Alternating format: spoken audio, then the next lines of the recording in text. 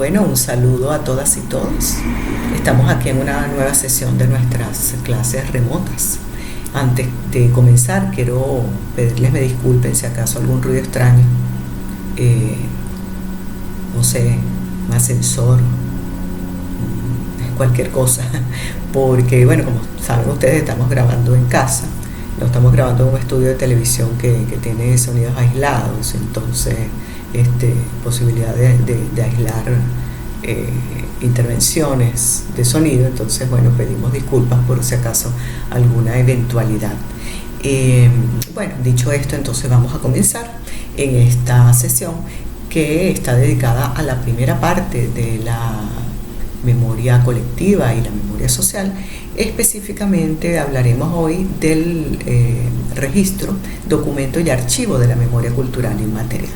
Entonces yo voy a hacer en algún momento, en varios momentos, voy a hacer uso de mis fichas de guía acá y algunas citas de algunos textos que ya ustedes tienen en la bibliografía que acompaña el contenido programático. No obstante, yo voy a colocar en los comentarios del video, también en los comentarios aparte, voy a colocar algunos datos de libros, en fin, artículos, para que sea también fácil de buscar en las personas que nos están viendo y escuchando y no tienen la bibliografía como parte del grupo de estudiantes de esta materia.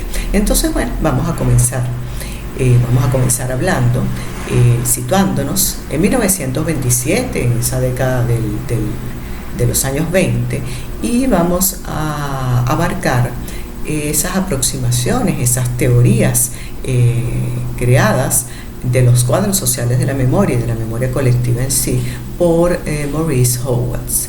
Él nos habla de esas existencias de los cuadros sociales y de la memoria colectiva posteriormente, siendo la memoria colectiva aquella compartida por miembros de un mismo grupo social que se identifican en esos recuerdos que les son comunes y que han desarrollado en similares espacios, en similares tiempos, conjugando un pasado con una serie de representaciones parciales y selectivas de ese pasado concreto y que tiene puntos que son percibidos por esa parte de la sociedad.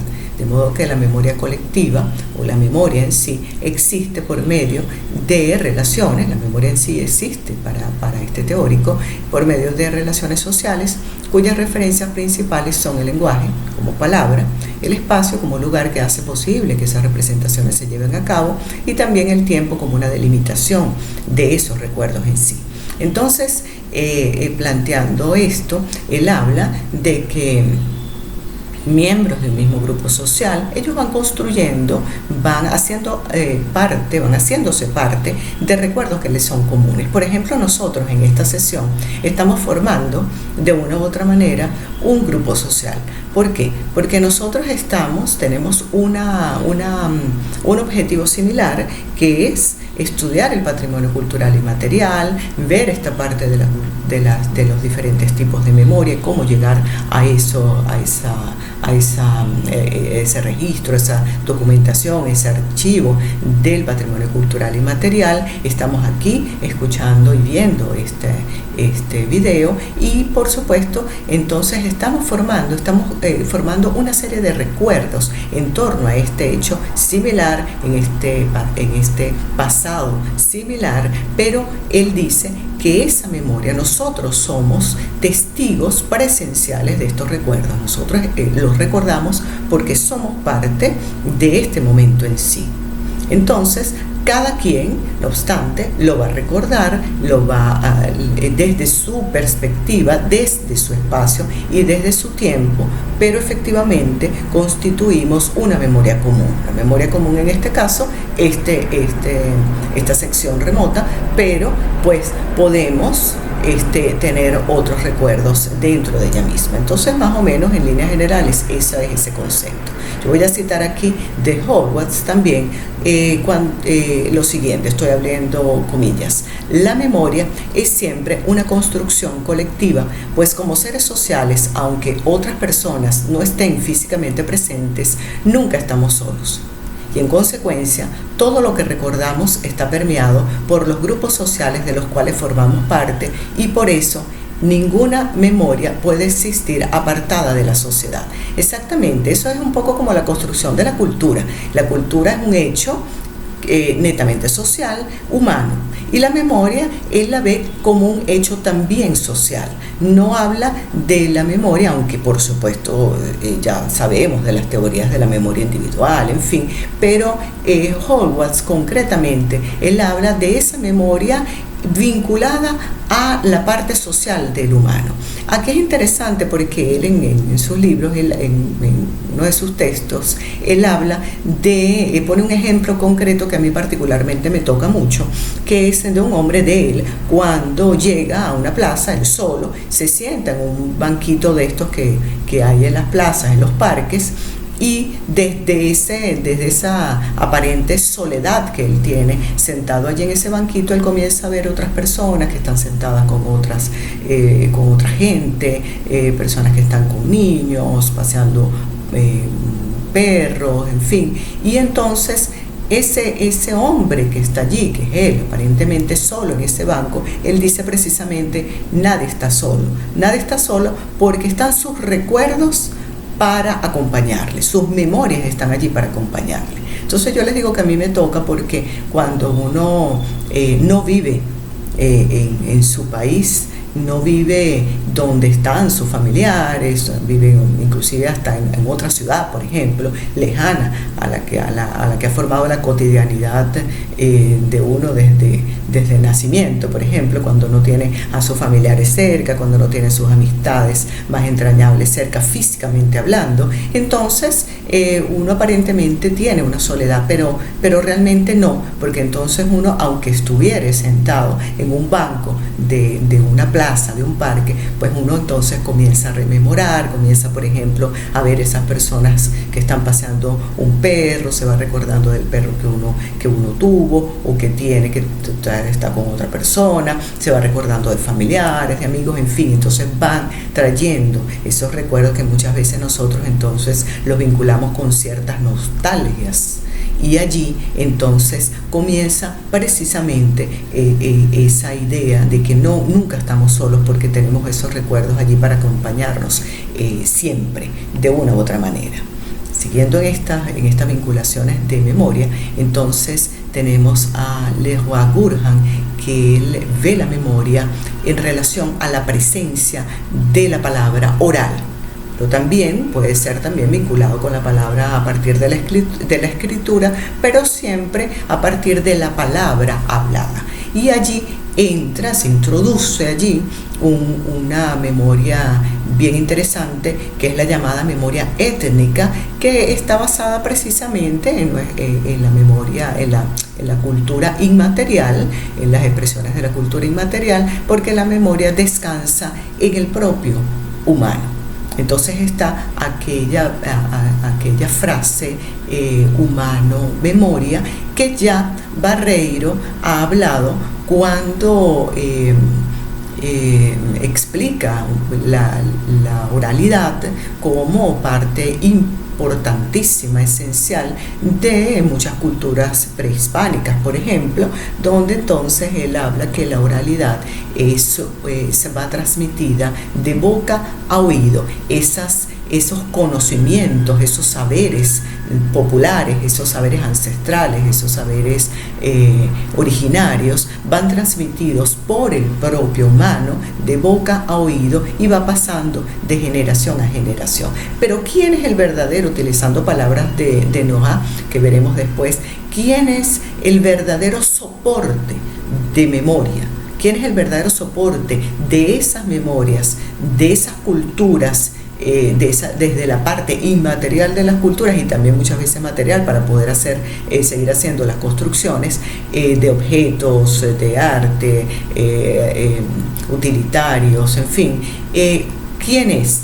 La propia persona. Entonces, el humano social es el que va a garantizar la persistencia, la solidez de esa memoria grupal, de esa memoria comunal. Le Goff habla de la conmemoración como memoria colectiva, y allí entonces podemos vincularlo de alguna manera con el soporte, los lugares de memoria de los que habla Pierre Nora, porque él habla que el humano va a consagrar, que él habla específicamente de héroes, de la héroes patrios, por ejemplo. El humano va a consagrar lugares para conmemorar memorias. Allí, por ejemplo, nosotros podemos ver algunos lugares hechos para recordar y ser recordados, como el caso de los cementerios, por ejemplo. Ahí no solamente hay aquellas capillas grandes, suntuosas, para recordar, por ejemplo, los héroes anónimos de alguna ciudad, de alguna región, de algún país, pero también cada una de las tumbas familiares, individuales, en fin, son hechas como una manera de recordar a aquel ente que está fallecido, cuyo cuerpo inerte está allí, pero también para nosotros, para recordarlo a ese ente, pero también nosotros ser recordados como familia a partir de ese lugar que está allí, simbolizando una cantidad de cosas que no ahondaremos acá porque no es el espacio, pero simbolizando una cantidad de cosas hasta literarias, narrativas sociales de la ciudad, a partir de esa simbolización, religiosas, en fin, una serie de cuestiones. Y también hay otros lugares consagrados para recordar y ser recordados, que lo vemos en nuestra cotidianidad de ciudades, de pueblos, en fin, como por ejemplo las esculturas que están en plazas, las esculturas que están inclusive hasta los diseños que están en paredes, también muchos de ellos murales están hechos también para recordar diferentes tipos de pasados históricos de ciudades, de pueblos, en fin. Entonces nosotros vemos que esas memorias que tenemos allí, a partir de esa configuración de la memoria colectiva, vamos pasando por otras memorias que de todas maneras están unas vinculadas con las otras. Yo quiero traerles un ejemplo bien puntual, de nuestras culturas prehispánicas. Por ejemplo, tenemos a los incas, que ellos utilizaron la oralidad, esa memoria étnica, utilizaron la oralidad a partir de sus memorias colectivas para procesos de enseñanzas. Por supuesto, eran enseñanzas focalizadas para nobles, los propios incas, sacerdotes, una clase militar alta, y instaurada a partir del Yachaywasi. Allí ellos, en esa universidad, en esa escuela para estas clases nobles, ellos iban, a partir de la oralidad, iban enseñando, a partir de la transmisión de memorias, iban enseñando procesos de su etnohistoria, procesos de sus hallazgos en la medicina, en su cosmogonía, la narración de sus mitos, para precisamente que eso fuera perviviendo a lo largo de los tiempos. Es importante aquí señalar el hecho de la escritura en una cultura que pudiere ser fundamentalmente oral, puesto que la gran masa de su población eso es lo que practica, pero también los incas sabemos que tenían como soporte de memoria para plasmarla para las futuras generaciones incas, la figura del quipu, que a partir de la persona especialista en escribir todo el registro del imperio en los quipus, que es el quipu Camayoc, ellos entonces, en este sistema de nudos que ha sido bien complicado para descifrar a lo largo de los tiempos, pero allí ellos no solamente, como se pensó en un momento determinado, que era un sistema netamente estadístico, donde colocaban, por ejemplo, en las guerras números de ejércitos, cuántas personas, cuántos fallecidos, cuántos sobrevivientes, cuántos heridos, en fin, sino también cuántas guerras habían y todo esto, sino también es un sistema de escritura, de narraciones, de la propia historia, de todo lo que hizo el imperio durante todos sus años de esplendor. Entonces allí vemos que la memoria es transmitida de generación en generación, teniendo como soporte la figura de este elemento bien importante que es el quipu, pero sigue siendo el proceso de enseñanza en la escuela, sigue siendo a partir de la memoria como proceso de enseñanza. En los mayas, por ejemplo, nosotros también tenemos ese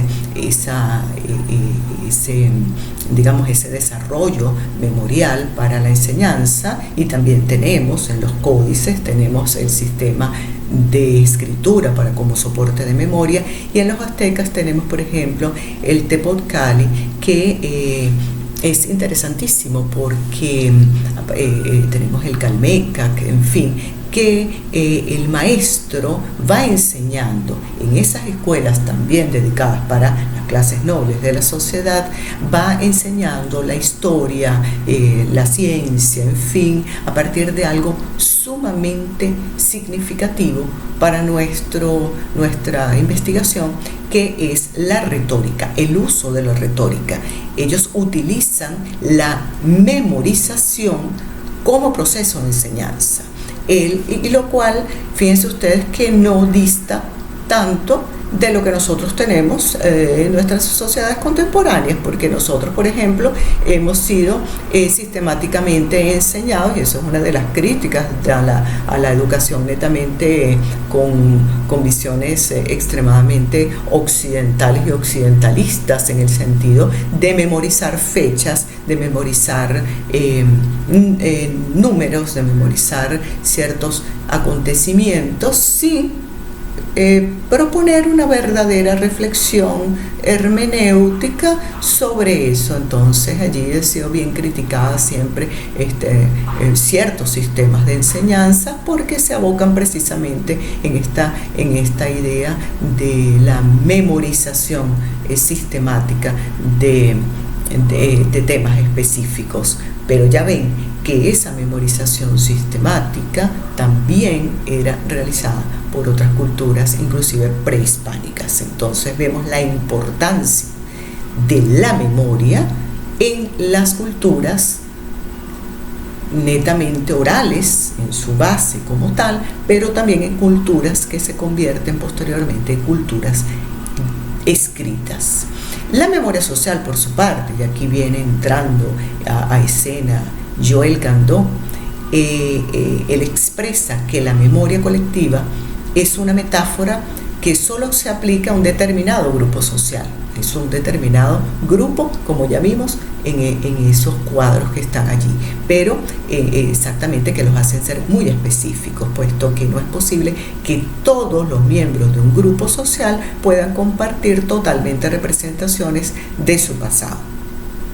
Él dice que esos recuerdos que constituyen, por supuesto, la memoria colectiva, son permeados por la sociedad y por la cultura. Entonces, por ejemplo, vamos a llevarnos a nuestro ejemplo inicial de nosotros como grupo social y con una memoria colectiva en este momento específico. Entonces él dirá, bueno, aquí estamos entrando en una serie de recuerdos de ese grupo que les son comunes, pero no necesariamente son reconocidos o aceptados desde el punto de vista social por estos grupos. Son simplemente recuerdan este momento, pero cada miembro del grupo lo va a recordar a su manera.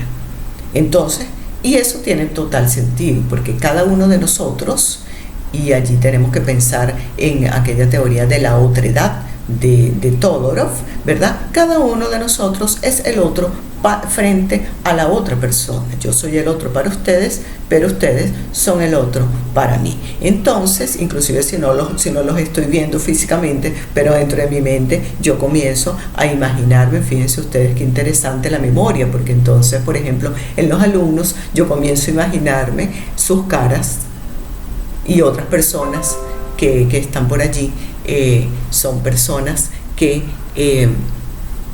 vamos a ver en este sentido. Voy a colocar aquí una llamada aquí de una cita que voy a hacer dentro de poco. Y entonces en este sentido pues nosotros hacemos estas reivindicaciones memoriales a partir también de lo que son las imágenes de las personas que nosotros recordamos, pero cada quien tiene la base de un recuerdo en sí, pero no necesariamente lo va a recordar igual. La memoria social, ella se plantea de una manera bien interesante, porque la memoria social, ella se basa en recuerdos que comparten y aceptan determinados miembros de los grupos sociales. Aquí yo les voy a traer otro ejemplo de una anécdota que a mí me sucedió. Estas memorias, estos recuerdos, no necesariamente nos pertenecen como tal. Es decir, no necesariamente en la memoria social nosotros fuimos testigos de lo que sucedió. No necesariamente. Eso se puede aplicar muy bien cuando hablamos de la memoria histórica. Hechos históricos que nos van contando, pero en este caso nosotros sabemos, obviamente, que nosotros no fuimos testigos. Pero hay ciertas ocasiones de la memoria social que nosotros creemos que recordamos, cuando en realidad pues no lo podemos recordar, porque es imposible como testigos del hecho. Yo hace tiempo estaba dando un taller para un grupo de muchachos y muchachas extremadamente jóvenes. Estoy hablando de que las edades eran comprendidas entre 14 y 17 años, así. Y estábamos hablando, realmente el taller era sobre importancia de la lectura en la literatura y en la lectura artística de obras de arte, en fin. Pero estuvimos hablando entonces de varios tipos de lecturas de nuestras sociedades, y llegamos al punto cuando derrumbaron las Torres Gemelas, este acontecimiento que ustedes saben del 11 de septiembre. Uno de los muchachos, él me aseguraba: yo recuerdo cuando las Torres Gemelas cayeron, lo pasaron por televisión y yo recuerdo exactamente ese momento porque lo estaban pasando en vivo. Yo recuerdo los aviones pasando por la torre, el humo y tal. Yo recuerdo plenamente ese hecho. Y yo le digo: tú no puedes recordar ese hecho, es imposible. Y el muchacho me decía: sí, yo lo recuerdo. Entonces ahí estuvimos un tiempo corto, por supuesto, pero yo le dije: tú no lo recuerdas, tan sencillo, es imposible que lo recuerdes, tan sencillo porque tú no habías nacido en ese momento, no habías nacido, entonces no lo puedes haber recordado. Allí eso es precisamente lo que estamos hablando de la memoria social, recuerdos aceptados y compartidos por miembros de un grupo social que los hacen parte de sí.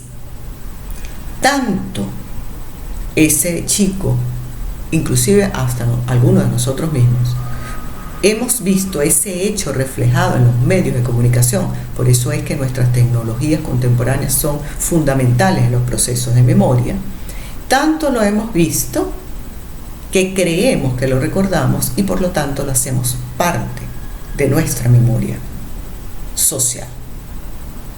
La memoria es tan importante para nuestras sociedades, tanto las antiguas como las más contemporáneas, para todas nuestras sociedades, que, como dice San Agustín en sus Confesiones, es tan importante la memoria que hasta recuerdo que he recordado algo. Entonces imagínense ustedes la importancia de la memoria para todo lo que tiene que ver con nuestras sociedades en sí. Yo voy a citar aquí de Lugoff, que él dice: el proceso de la memoria en el humano lo hace intervenir no solo en la organización de vestigios, sino también en la relectura de esos vestigios. Aquí podemos ver el rol importantísimo, que veremos posteriormente, de la arqueología en esas relecturas de memorias a partir no solamente de objetos, sino de la parte inmaterial de la arqueología como lectura simbólica de culturas antiguas y también no tan antiguas. El comportamiento narrativo, entonces, el lenguaje como producto social, nos lleva a esa configuración de memorias a partir de lo recordado, de lo hablado y de lo escrito como soporte de esas memorias. Entonces, claro, nosotros en este sentido, cuando hablamos de memoria, pues nosotros hablamos de la memoria. A partir también no podemos dejar de lado, como dice Paul Ricoeur, si nosotros hablamos de memoria, inevitablemente pues tenemos que tener presente que existe el olvido también. Entonces hablamos también de esas memorias manipuladas, de esos olvidos. No estoy hablando del olvido no cuando es algo patológico, sino el olvido cuando voy a olvidar de una u otra manera algún mecanismo de defensa social o individual de un miembro de un grupo social, porque por ejemplo tenemos el caso de San Agustín. Volvemos a San Agustín. Él dice en Confesiones que la memoria, que el ser humano realmente no olvida como tal, sino que coloca sus recuerdos, los recuerdos que no quiere traer a su presente, los coloca. Él habla de un repositorio de memorias. Él los coloca en un armario. Él dice: una suerte de armario, coloco esos recuerdos que no quiero traer al presente, esos acontecimientos que no quiero recordar, inclusive personas que no quiero recordar, las traigo, las dejo en esa suerte de armario, les pongo un candado y les paso la llave y las dejo allí. Ellas no están totalmente olvidadas, simplemente las dejo allí porque no las quiero traer a mi presente memorial. En un momento determinado, cuando yo quiero indagar en ese pasado que tengo allí, en ese armario, entonces puedo buscar la llave, abrir ese candado y traer para mi presente esas memorias, esos recuerdos que yo dejé allí, guardados por un tiempo determinado, el que yo quiera. Puede inclusive yo pensar: no los voy a sacar, los voy a dejar allí en ese armario. Entonces, eso también, si lo trasladamos a la parte de la memoria histórica, es necesario saber o tener presente la importancia esencial sobre las diferencias existentes entre las sociedades, ¿verdad?, de memorias esencialmente oral, las sociedades de las memorias esencialmente escritas, o que se ha convertido posteriormente en escrita, como las nuestras, así como también la transmisión de esa parte de la oralidad a la memoria escrita como tal. En este sentido, yo les recomiendo pensar también, ya que tenemos estas tecnologías de la información, pensar en las teorías de las llamadas memorias efímeras, aquellas memorias que se sustentan en un determinado soporte, pero que no necesariamente va a trascender a las sociedades, a las generaciones. Muchas veces porque no queremos que eso suceda, porque no necesariamente todo queremos que sea recordado específicamente, sino que puede ser recordado como un hecho en sí. Ahí, por ejemplo, podemos pensar en este artista Banksy, con varias de sus obras, pero la obra de la niña, no me recuerdo ahorita el nombre, me perdonan la omisión, cuando, bueno, después de la subasta ya la obra es comprada y ella se autodestruye. Entonces, lo que se quiere recordar allí es el hecho como tal, la protesta dentro de esa obra de arte, más allá de cómo era físicamente la obra, el diseño de la obra. Se quiere recordar el hecho. Entonces, hay cuestiones que van pasando entre esas memorias como recuerdos sociales que están vinculadas también a lo a veces efímero. Por ejemplo, el graffiti, que lo que se puede hacer después cuando veamos la parte del registro, documentación y archivo del patrimonio cultural inmaterial, nos daremos un poco más cuenta de estos procesos, cuando realmente es importante la documentación de ciertas y determinadas obras que pudieran parecer, y de hecho muchas veces lo son, de unas memorias un tanto efímeras como tal.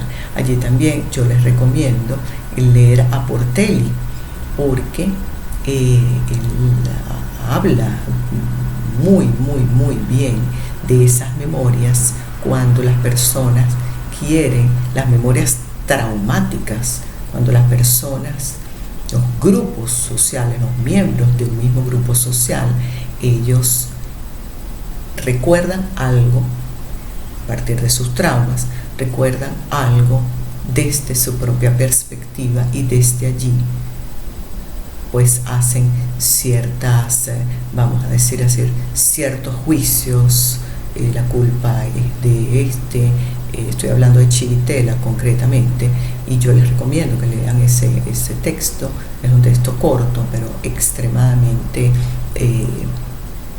esencial y muy importante en esto de pensar las memorias desde diferentes perspectivas. Entonces vamos a llegar acá en este punto de la memoria colectiva y social, no sin antes cerrar con la construcción de las identidades. Hablamos de todo esto. Tenemos, por ejemplo, podemos hablar de Hall, por ejemplo, Stuart Hall, y cuando dice que la identificación se construye sobre la base del reconocimiento de algún origen común o de repente otras características compartidas con otras personas, un grupo, y con un ideal basado a veces en la solidaridad, la lealtad del grupo, y con ciertos rasgos discursivos comunes. Aquí hablamos entonces, preferimos hablar de las identidades, si bien, como dice Hobsbawm dice que las identidades son construcciones sociales, completamente cierto, así como él habla precisamente, específicamente de las tradiciones, pero las tradiciones son parte constitutiva de la identidad cultural de los pueblos. González Ordóñez, él habla de la identidad de grupos sociales como cohesión social, donde un rasgo que ya sabemos, un elemento que es primordial en estos casos es el idioma. El idioma es un elemento importantísimo de cohesión social que nuestras sociedades consuetudinariamente lo han venido utilizando para fortalecer su identidad como grupo social, su identidad cultural.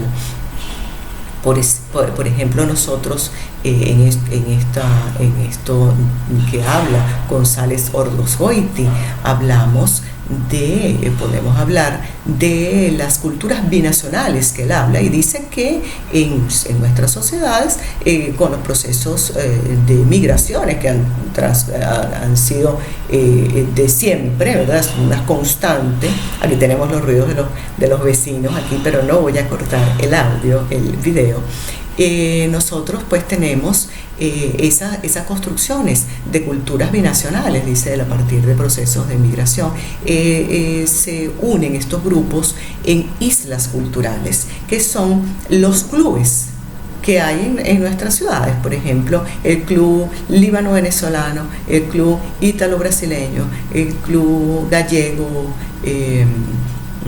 ecuatoriano, en fin, porque estas personas que han migrado, por ejemplo, ucraniano, venezolano, personas que han migrado y se unen en esos grupos para compartir sus identidades comunes.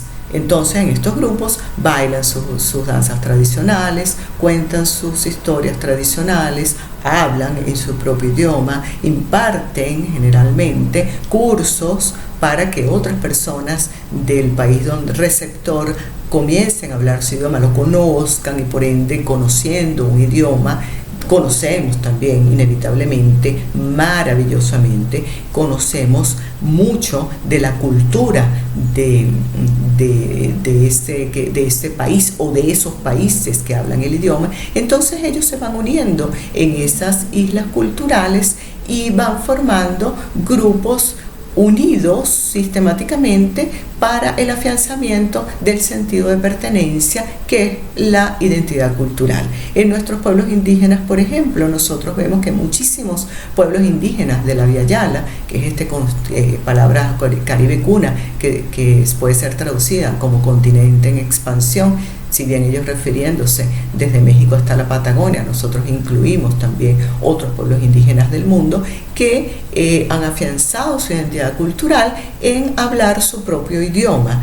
Y no importa si hablan otros idiomas, pero el hablar dentro de la comunidad, en su propio idioma, dentro de la familia, es importante. Esto sucede mucho, por ejemplo, con familias inmigrantes a otros países que hablan el idioma propio en su seno familiar, que es constituido pues también como un grupo social. Aquí González Vargas, abro comillas, la identidad cultural de un pueblo es históricamente definida en múltiples aspectos que retratan su cultura, como el idioma, la comunicación, que es herramienta esencial entre pueblos de una comunidad, relaciones sociales, rituales y ceremonias, comportamiento colectivo, esto es, sistemas de valores y creencias, cierro comillas. Entonces, para finalizar esta primera parte, donde hemos hablado en líneas generales, hecho un